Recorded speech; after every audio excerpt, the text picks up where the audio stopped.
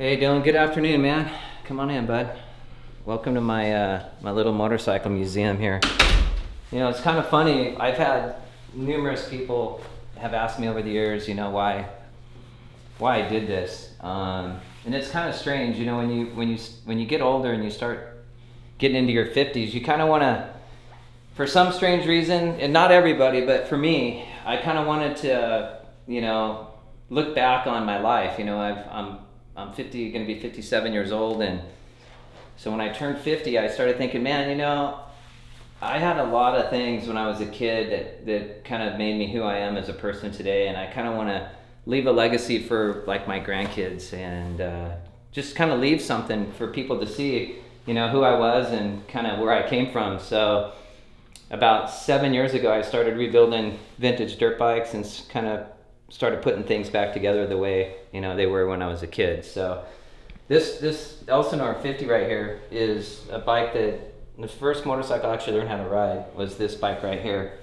A neighbor of mine had this bike, and I was racing BMX, and you know, he took me out to a flat area over in Santa Fe Springs in like 1973, 74, and this was the first bike I learned how to ride. So my dad bought me one of these, and I had it for about a year or two, and then it just became so small that we needed to step up, you know, to a bigger bike in the 80. And in 1974, I really wanted a YZ 80, which would have been that model right there. And that was a 74 YZ 80.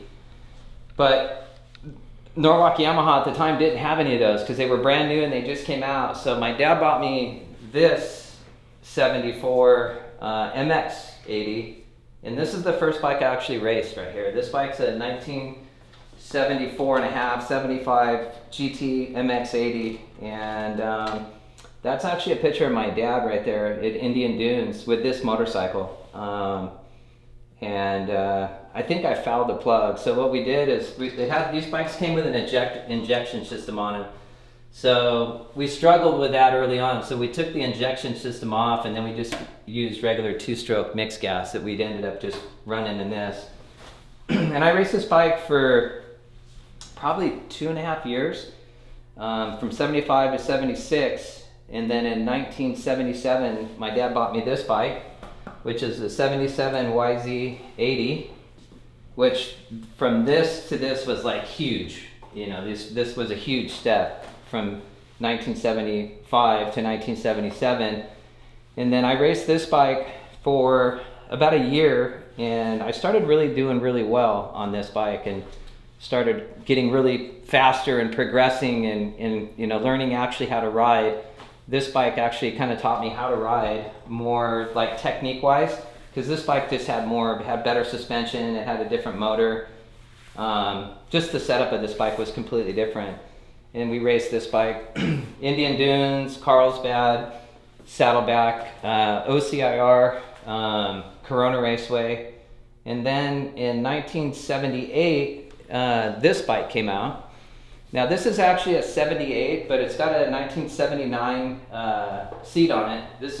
And the only difference between the 78 and the 79 was Yamaha put Yamaha on the seat. And other than that, this is a complete replica of the bike that I had in 78. And this bike actually changed mini bike racing. This is what changed everything. When kids got on these bikes, mini bike racing went to a completely another level. This has a DG cone pipe on it. It's got DG wheels, it's got a DG swing arm, DG head.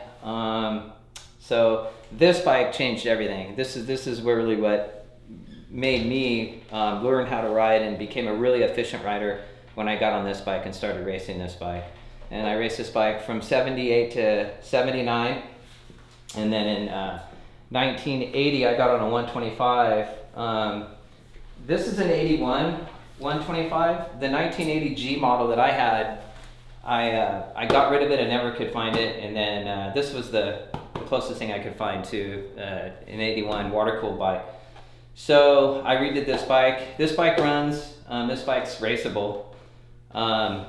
Dave Carlson. This is a Dave Carlson bike that I got about a year and a half ago, I was gonna do the Marty Tripes 100 racing on this bike. This is one of David's last bikes he put together. This is super clean. This is a good bike. And I raced the 125 for 2 years, 1980, 81. I actually had one of these in 81. And then in 82, I actually got on a 250 and raced this bike for 3 years.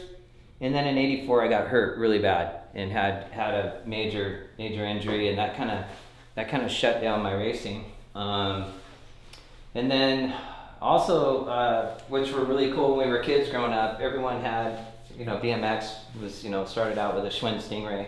This is a 1969 Schwinn Stingray that I actually got from a good friend of mine, but I had one similar to this. And then I had also a Schwinn Stingray 5-speed, the old 5-speed that had the shifter right here. This bike is a bike that I always wanted to have. Could never really get my hands on one. My dad didn't want to buy it because it was too expensive. This is a 1975 Yamaha MX full suspension bicycle that Yamaha made. They made them for, I want to say from 74 to 76. By 77, nobody was riding these anymore. Yamaha actually had an event called the Yamaha Race of Champions at the Coliseum, and every hot rod kid in California at the time that was really a decent motocross BMX guy raced these bikes for a couple years. They were kind of springy, so when you pedaled, you kind of lost some speed just because of the the way that they flexed. But they were kind of a cool concept, and Yamaha built them for 3 years, and they had a lot of success with them. Not too many people knew about them, but they're kind of cool. They're a really good collector bike to have. And then this is a 1977 Redline Bmx Bike. This one actually belonged to my brother.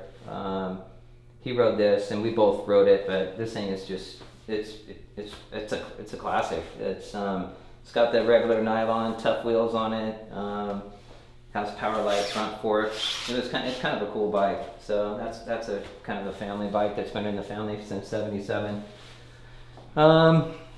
Other things that are in here, just a lot of memorabilia, a lot of things that I've been given by different people over the years, just collecting things, just some random photos of different races and events and stuff. These are some original Danny Magoo, Chandler. I think this was at Sacramento up in Hangtown, 82, I believe. There's a picture of my dad.